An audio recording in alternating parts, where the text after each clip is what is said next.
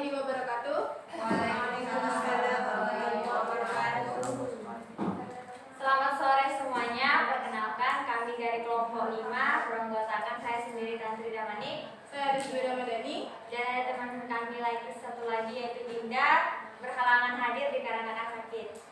Jadi di sini kami akan mempresentasikan yaitu rancangan tugas proyek yang sudah kami rancang. Untuk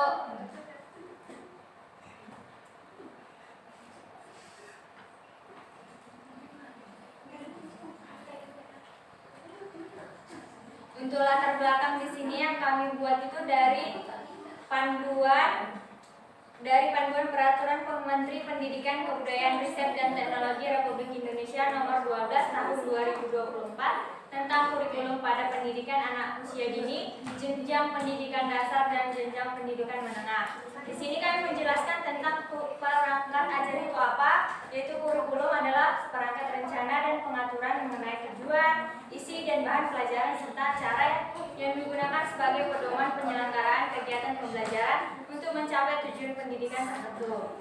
Nah, di latar belakang ini kami juga menjelaskan tentang bagaimana kurikulum merdeka itu dan bagaimana peran guru untuk mendukung pembelajaran dalam pembelajaran di sekolah. Nah, untuk rumusan masalah yang kami dapat dari latar belakang tersebut yaitu yang pertama, bagaimana cara mengembangkan CP, TP, ATP, modul ajar dan modul ajar P5. Yang kedua yaitu apakah modul ajar yang telah dikembangkan memenuhi kriteria kualitas perangkat ajar matematika yang baik seperti validitas dan reliabilitas dan kepraktisan. Yang ketiga itu seberapa besar penerimaan guru dan siswa terhadap penggunaan modul ajar dalam pembelajaran matematika. Yang keempat, faktor apa saja yang mempengaruhi penerima guru dan siswa terhadap penggunaan modul ajar. Yang kelima, bagaimana cara mengembangkan modul ajar yang efektif dan efisien untuk materi matematika. Nah, yang ketiga ini tentang manfaat. Nah, manfaat mahasiswa dalam merancang laporan perangkat ajar SMP kelas 8 semester ganjil, yaitu mahasiswa akan belajar merancang kegiatan pembelajaran yang menarik dan efektif mulai dari pemilihan metode pembelajaran, media pembelajaran hingga penilaian. Yang kedua, mahasiswa didorong untuk berpikir kreatif dalam merancang kegiatan pembelajaran yang unik dan menarik. Yang ketiga, mahasiswa dapat memanfaatkan berbagai teknologi untuk membuat perangkat ajar yang interaktif dan menarik.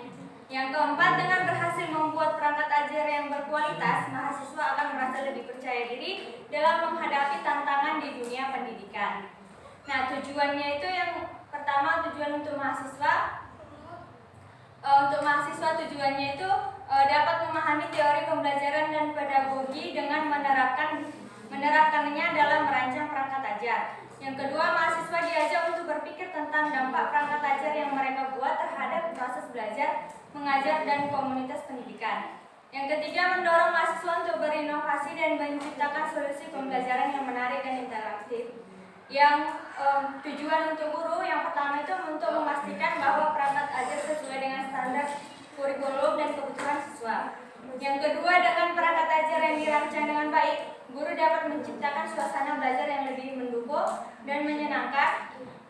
Yang ketiga, guru dapat mengembangkan keterampilan pedagogis dan teknik yang penting dalam mengajar. Kami masuk ke dalam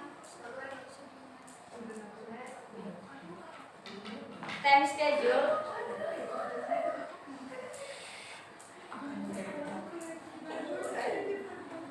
Time schedule-nya yang akan dijelaskan oleh Dea. Pada Dea, Baik, terima kasih pada Tantri. Schedule-nya kegiatan kelima sampai kegiatan 5 tanggal 8 bulan 10 tahun 2024. Kegiatan kami yang pertama itu merancang tugas proyek. Deskripsi kegiatannya dosen menjelaskan bagaimana cara merancang tugas proyek yang akan berlangsung untuk kedepannya. Capaiannya itu didapati pemahaman terkait tujuan dari tugas proyek yang akan dilaksanakan. Yang kedua, membuat schedule untuk tugas proyek dan laporan proyek, diskusi bersama kelompok mengenai schedule yang akan menentukan tugas proyek yang akan kami lakukan. Capaiannya didapati time schedule untuk tugas proyek yang akan terstruktur. Terus yang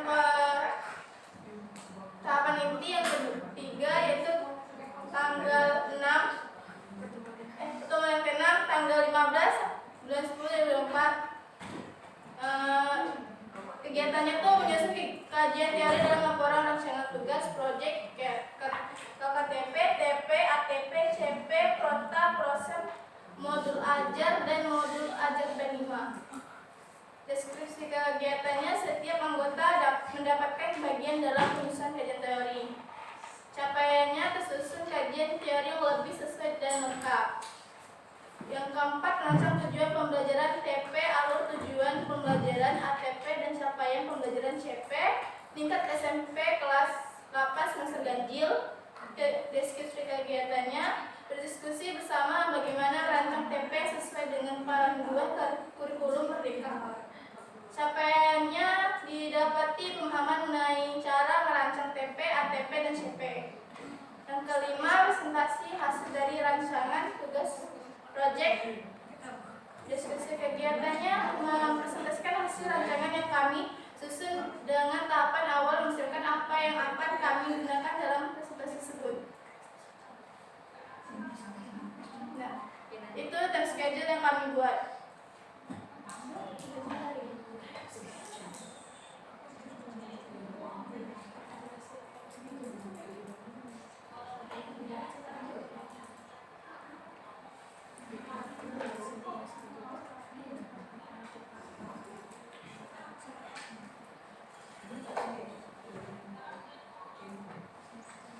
Nah, di sini untuk kajian teori tentang KKTP, kriteria keterampilan tujuan pembelajaran. Di sini kami dapat panduan dari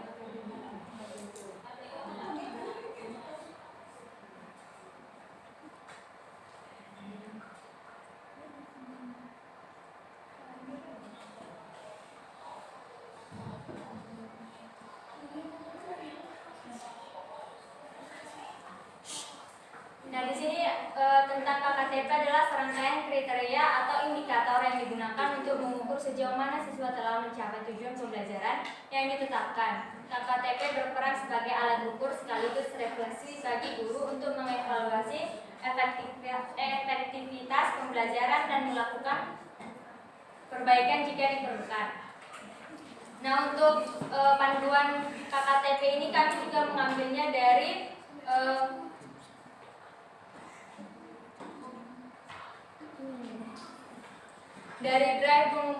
drive panduan tentang riset,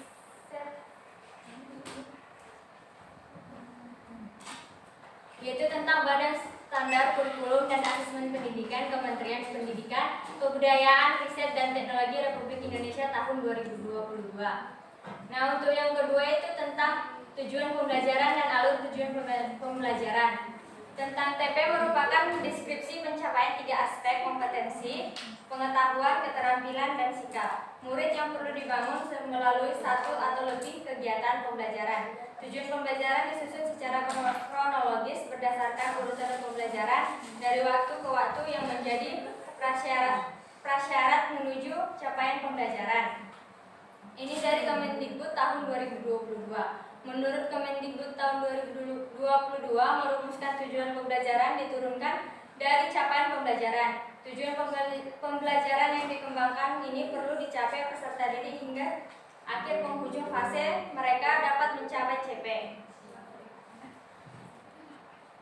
Nah, untuk capaian pembelajaran kami mengambil panduan yaitu dari Badan Standar Kurikulum dan Asesmen Pendidikan Kementerian Pendidikan, Kebudayaan, Riset dan Teknologi Republik Indonesia tahun 2022 yang menyatakan tentang capaian pembelajaran adalah kompetensi minimum yang harus dicapai peserta didik untuk setiap mata pelajaran. CP dirancang dengan mengacu pada standar kompetensi lulusan atau SKL dan standar isi dengan mengacu pada standar kompetensi lulusan.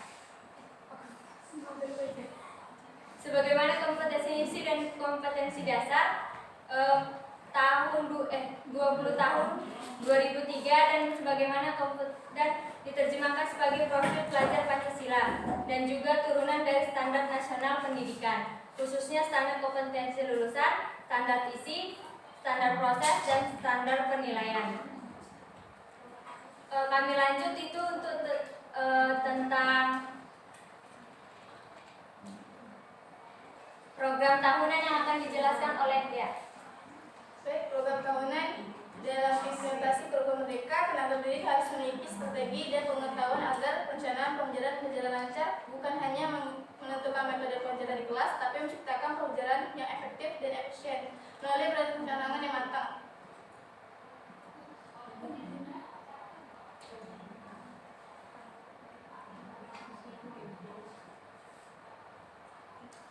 Adapun hal yang termasuk pencapaian pelajaran program tahunan, prota, program semester prosen, dan kalender pendidikan.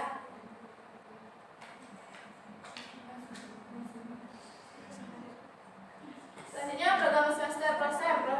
Prosen adalah bentuk penjabaran dari program tahunan yang memuat gambaran pelajaran dan pencapaian yang ingin diraih selama satu semester dengan memperhatikan alokasi waktu, jumlah kompetensi dasar, serta indikator yang ingin dicapai.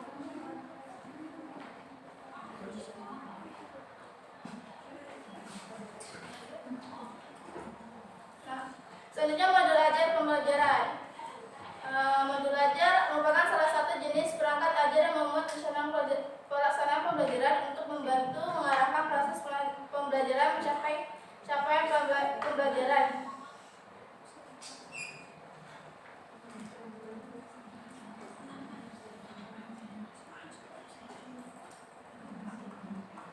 Nah, kami yang mengambil panduannya menurut Badan Standar Kurikulum dan Asesmen Pendidikan Kementerian Pendidikan, Kebudayaan, Riset, dan Teknologi Indonesia tentang panduan pelajaran dan asesmen pendidikan anak usia dini, pendidikan dasar, dan pendidikan menengah tahun 2022.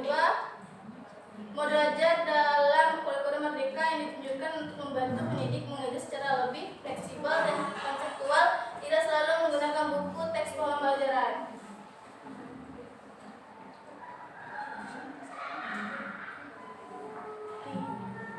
Terakhir, modul ajar proyek penguatan profil pelajar Pancasila atau P5. Proyek penguatan profil pelajar Pancasila merupakan upaya untuk mendorong tercapainya profil pelajar Pancasila dengan menggunakan paradigma baru melalui pelajaran berbasis proyek. Dengan menjalankan P5, pendidik diharapkan dapat menemani proses pembelajaran peserta didik untuk dapat menumbuhkan kapasitas dan membangun karakter sebagaimana yang dijabarkan dalam proses belajar Pancasila.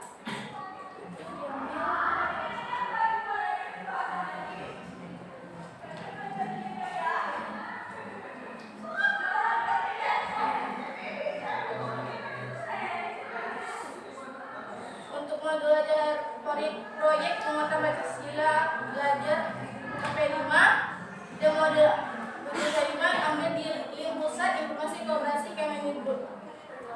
Terus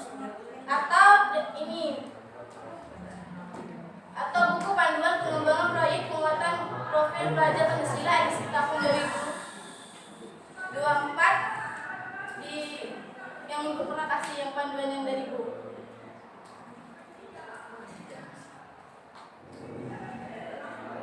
Habis itu selanjutnya tema Bhinneka Tunggal Ika. Serta didik memahami dan mempromosikan budaya perdamaian, menjunjung kemanusiaan dan anti kekerasan, belajar membangun dialog penuh hormat tentang keberagaman serta nilai-nilai ajar yang dianutnya. Peserta didik juga memahami perspektif berbagai agama dan kepercayaan, keragaman suku dan etnis secara kritis dan reflektif, menelaah berbagai stereotip negatif dan dampaknya terhadap terjadinya konflik dan kekerasan. Tema ini ditunjukkan untuk jenjang SD, SDLB, MI, SMP, SMPLB, MTS, SMA, SMLB, MA, SMK, SMKLB, MAK, dan sederajatnya. Panduan ini P5 misalin dari lampiran 2 Keputusan Kepala Badan Standar Kurikulum dan Asesmen Pendidikan Kementerian Pendidikan, Kebudayaan, Riset dan Teknologi nomor 03 HKM /2004 tentang kompetensi dan tema proyek penguatan profil pelajar Pancasila. Baik, sampai di situ presentasi kami. Jika ada teman-teman yang bertanya, dipersilakan.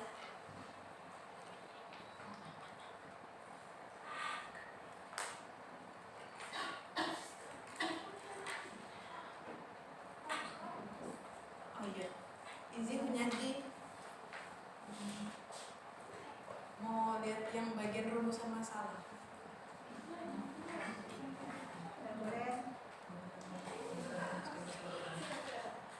Sendiri tidak bisa merumuskan.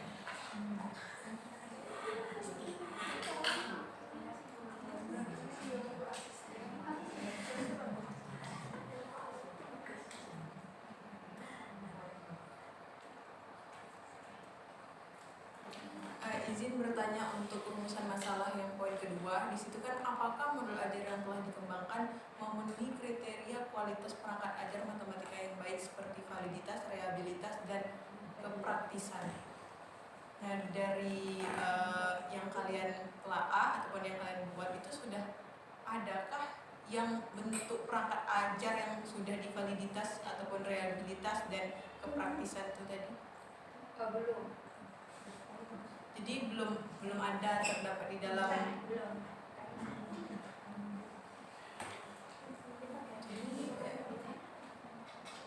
Jadi saran dari saya. Ya, kalau misalnya dari rumusan masalah kalian ada tertera itu, kalau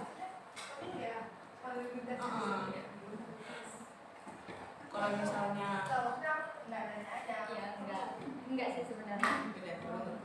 Bisa dihapus dulu. Iya. Itu aja sih. Kalau memang dari kalian nggak ada dari penjabaran rumusan masalah itu, sebaiknya ya ditiadakan saja daripada merugikan kalian.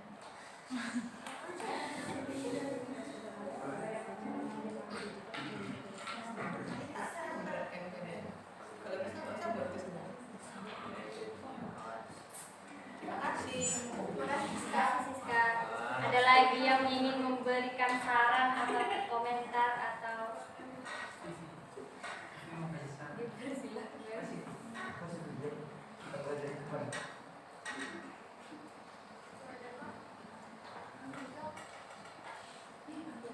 Ini tanya itu maksudnya apa ya, kayak seberapa besar penerimaan itu apa ya? seberapa besar guru menerima modul ajar yang telah kita buat? Kan gurunya yang buat Enggak kan? atau kita yang buat? Oh, mungkin maksudnya ini Modul ajar yang sudah kita kembangkan ini kan ini nanti juga akan ditujukan ke sekolah. Oh iya. Oh iya, Ini sekolah. coba saya punya kaci. Mungkin enggak, tapi mungkin maksud kalimat dia itu kami kita kan kita kasih ke guru. Nah, guru itu tuh apa? Kita kamu Iya. Guru menerima atau kayak menyanggah. Oh berarti ini masuk ke validitasan tadi itu. Iya, kalau Berarti kalau misalnya kita ngecek valid, iya. kayak waktu eval.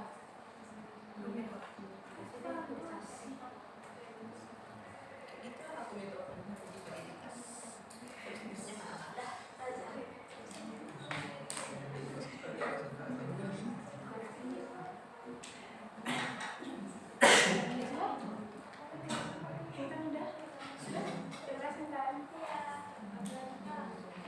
Tidak ada kan ya validitas. Enggak ada.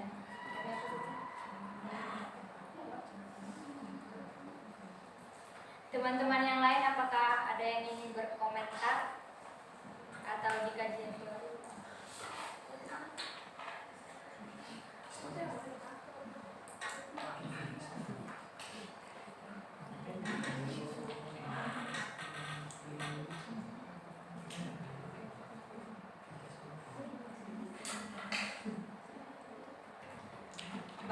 sepertinya tidak ada lagi yang ingin berkomentar. Kami tutup. Selamat sore semuanya. Sore. Terima kasih. Udah.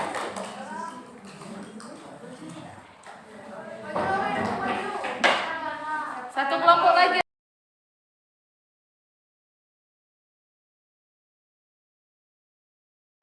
Assalamualaikum warahmatullahi wabarakatuh. Waalaikumsalam warahmatullahi wabarakatuh. Selamat sore semuanya. Sore. Di sini kami berdiri di sini untuk mempresentasikan hasil diskusi kami tentang modul ajar P5. Sebelumnya kami juga berterima kasih kepada Ibu Dr. Nur Izati SPD MSI selaku dosen pengampu mata kuliah perencanaan matematika. Nah, sebelum kami memulai presentasi kami, ada baiknya kita mendengarkan pantun dari Kak Dinda. Kak Dinda.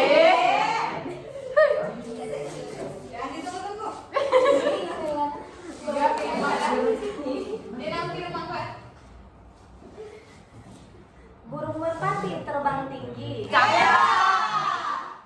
Hingga bidahan penuh bunga.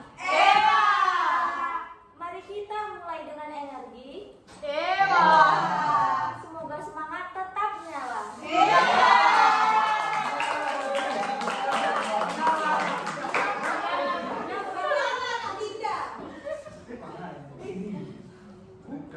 Oke, selanjutnya itu sebelum kami memulai presentasi kami, ada baiknya kami memperkenalkan diri kami terlebih dahulu. Perkenalkan, nama saya Tantri Damanik. Saya Devi Ramadhani. Saya Dinda Antaria. Baik, di sini kami akan mempresentasikan hasil diskusi kami tentang modul ajar P5, yaitu untuk temanya itu tentang Bhinneka Tunggal Ika. Informasi umum, satuan pendidikannya SMP, kelasnya kelas 8. Nama penyusunnya boleh dilihat. Temanya itu Bhinneka Tunggal Ika dan topik atau judulnya itu Kita Berbeda Kita Bersama.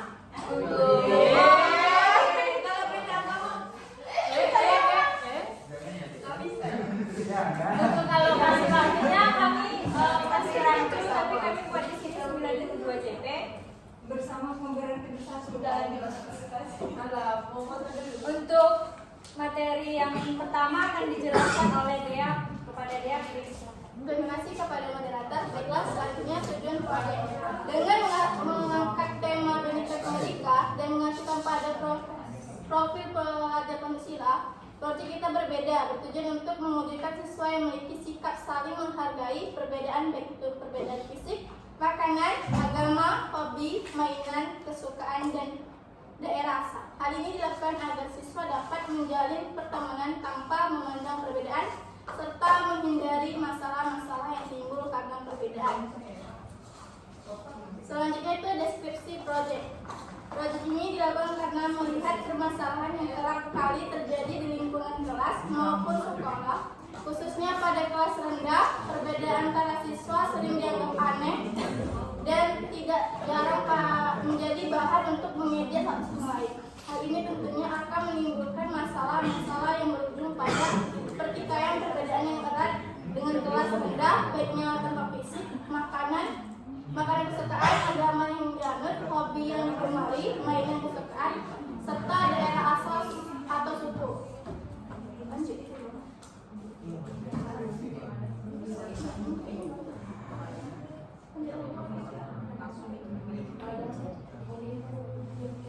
Dimensi dan subelemen atau capaian fase. Dimensi beriman atau bertakwa kepada Tuhan Yang Maha Esa dan berakhlak mulia. Elemennya akhlak beragama.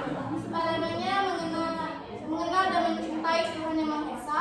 Target pencapaiannya memahami kehadiran Tuhan dalam kehidupan sehari-hari serta mengkaitkan pemahamannya tentang kualitas atau sifat-sifat Tuhan dengan konsep peran manusia di bumi sebagai makhluk Tuhan yang benar. Yang kedua adalah pribadi, elemennya integritas. Target pencapaiannya itu berani dan konsisten menyampaikan kebenaran atau fakta serta memahami konsekuensi untuk diri sendiri dan orang lain.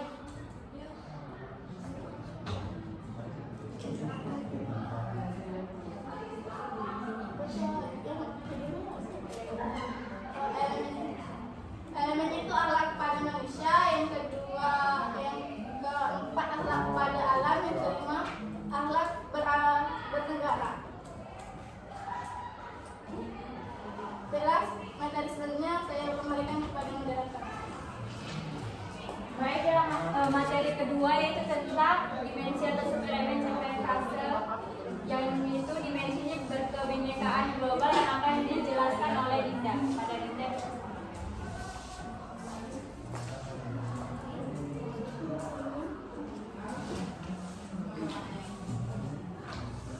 Untuk kebinekaan global, elemennya mengenal dan menghargai budaya. Elemennya mendalami budaya dan identitas budaya.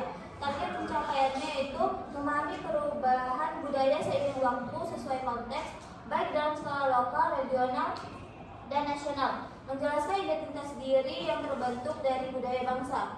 Yang elemen yang kedua itu ada komunikasi dan interaksi antar budaya. Subelemennya berkomunikasi antar budaya. Target pencapaiannya yaitu mengeksplorasi pengaruh budaya terhadap penggunaan bahasa serta dapat mengenali resiko dalam komunikasi antar budaya. Yang ketiga ada elemen refleksi dan tanggung jawab terhadap pengalaman kebinekaan.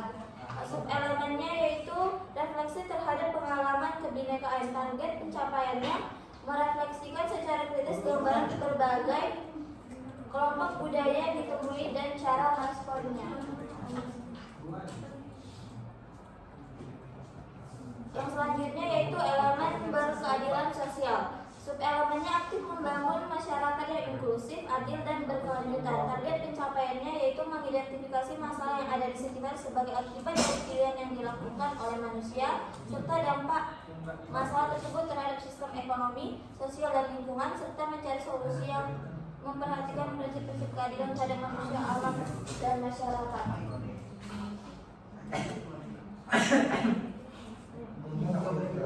Yang dimensi selanjutnya yaitu bergotong royong. Elemennya ada kolaborasi, subelemennya ada kerjasama. Target pencapaiannya adalah menyelaraskan tindakan sendiri dengan tindakan orang lain untuk melaksanakan kegiatan dan mencapai tujuan kelompok di lingkungan sekitar, serta memberi semangat kepada orang lain untuk bekerja efektif dan mencapai tujuan bersama. Elemen selanjutnya kepedulian. Subelemennya tanggap terhadap lingkungan sosial. Target pencapaiannya tanggap terhadap lingkungan sosial sesuai dengan tuntutan peran sosialnya dan berkontribusi sesuai dengan kebutuhan masyarakat. Elemen berbagi. Target pencapaiannya yaitu mengupayakan memberi hal yang dianggap penting dan berharga kepada masyarakat yang membutuhkan bantuan di sekitar tempat tinggal.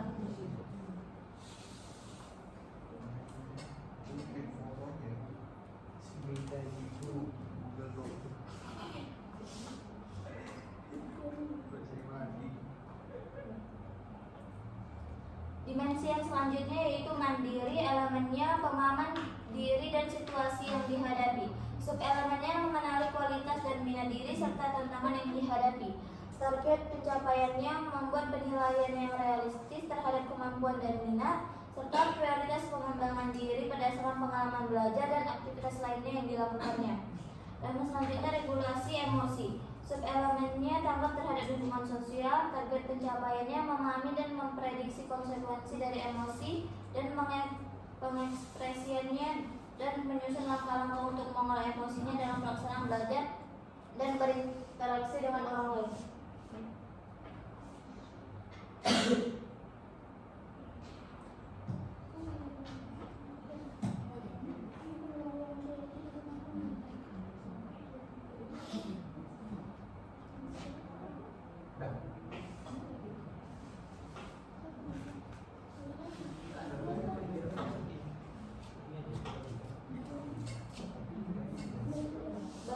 Saya akan kembalikan kepada moderator. Terima kasih kepada Dinda. Materi selanjutnya itu tentang dimensi subelemen capaian fase. Dimensinya itu tentang bernalar kritis. Elemen yang pertama itu memperoleh dan memproses informasi dan gagasan. Subelemen itu mengajukan pertanyaan. pencapaiannya itu mengajukan pertanyaan untuk klarifikasi dari interpretasi informasi serta mencari tahu penyebab dan konsekuensi dari informasi tersebut. Untuk modul ajar P5 ini yang untuk yang kegiatan yang berkaitan kami belum buat, masih dirancang, jadi kami masih membuatnya dalam seperti ini. Dan yang kedua untuk elemen menganalisis dan mengevaluasi penalaran dan prosedurnya. Elemennya itu elemen menganalisis dan mengevaluasi penalaran dan prosedur. Target pencapaiannya menalar dengan berbagai argumen dalam mengambil suatu kesimpulan atau keputusan. Yang selanjutnya elemen merefleksi dan mengevaluasi pemikirannya sendiri. Nah, untuk target pencapaian ini menjelaskan asumsi yang digunakan, menyadari kecenderungan yang dan konsekuensi bias pada pemikirannya, serta berusaha mempertimbangkan perspektif yang berbeda. Yang selanjutnya itu dimensi kreatif. Dimensi kreatif ini ada elemen menghasilkan gagasan yang orisinal. Untuk sub elemen ini target pencapaiannya itu menghubungkan gagasan yang ia miliki dengan informasi atau gagasan baru untuk menghasilkan kombinasi gagasan dan imajinatif untuk mengekspresikan pikiran dunia atau perasaannya. Untuk elemen menghasilkan karya dan tindakan yang orisinal. Untuk sub elemennya itu elemen menganalisis dan mengevaluasi penalaran dan prosedurnya. Ini mengeksplorasi dan mengekspresikan pikiran dan atau perasaannya dalam bentuk karya seni atau tindakan, serta mengevaluasi dan mempertimbangkan dampaknya bagi orang lain.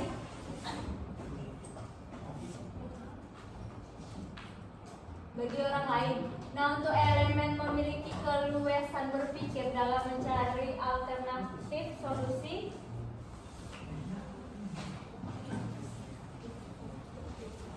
Untuk alternatif solusi,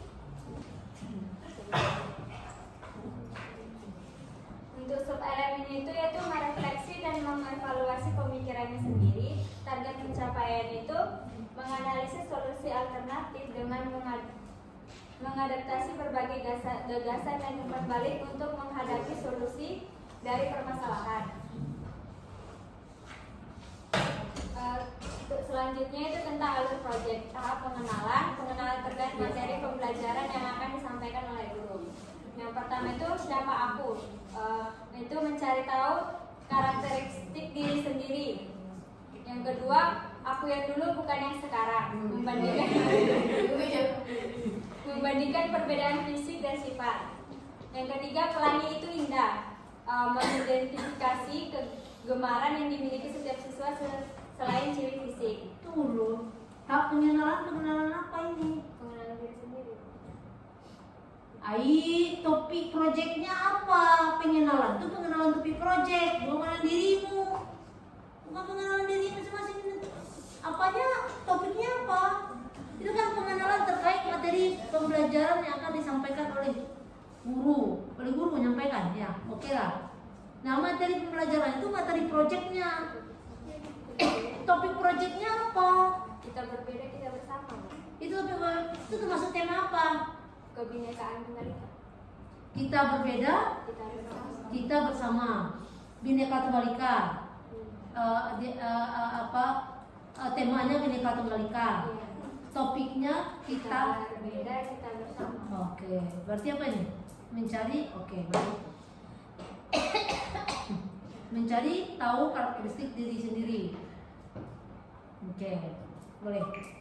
Terus, jadi kalau menjelaskan itu, alur menjelaskan presentasi tadi itu sudah sampai ke rubrik penilaian, Ibu tengok. Berarti udah ada ya, Bang? Tadi sudah ada rubrik penilaian kan ya? Aku pikir itu sudah terakhir. Kok rubrik penilaiannya di depan? Di depan tuh deskripsinya aja. Rubriknya itu terlampir. Yang paling penting itu ditengok adalah tujuan, ambil temanya apa, ya kan?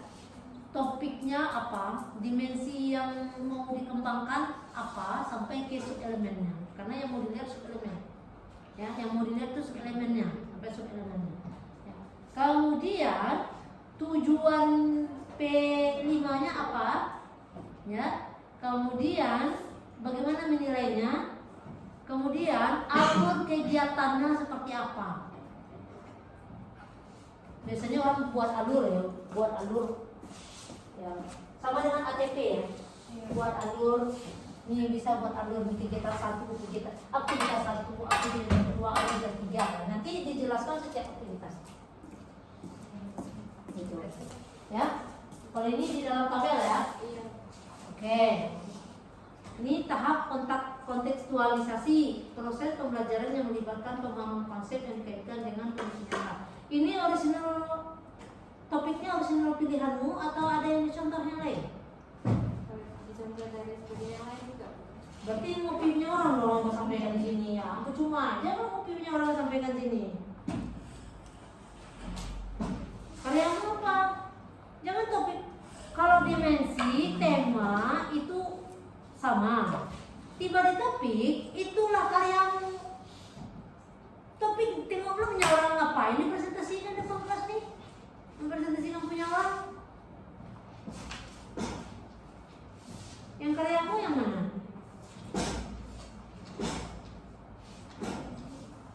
Sama Bu, kita berbeda kita. Nah, itu kan kita berbeda terus berarti mau punya orang apa lah sisi originalitasnya? Ada nggak yang ini? Bersatu kita teguh, bercerai kita runtuh. Itu tuh kan sudah idiomnya sudah lama banget itu. Ya. Bhinneka Tunggal Ika kalau zaman ibu sekolah dulu itu tuh. Tapi kan di proyeknya sudah ada kok belum? Tema yang seperti itu.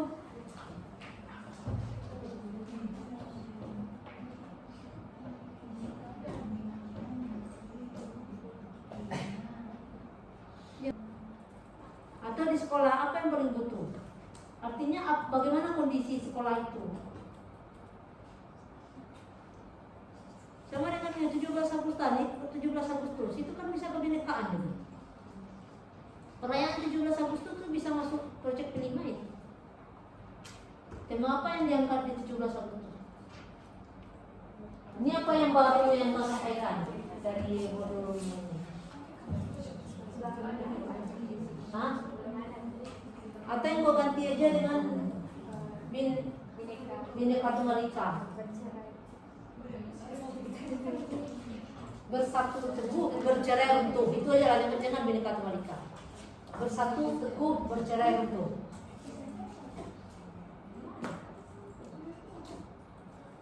Jadi kalau Bhinneka Tunggal Ika kan itu videonya sudah lama banget ya, dimasukkan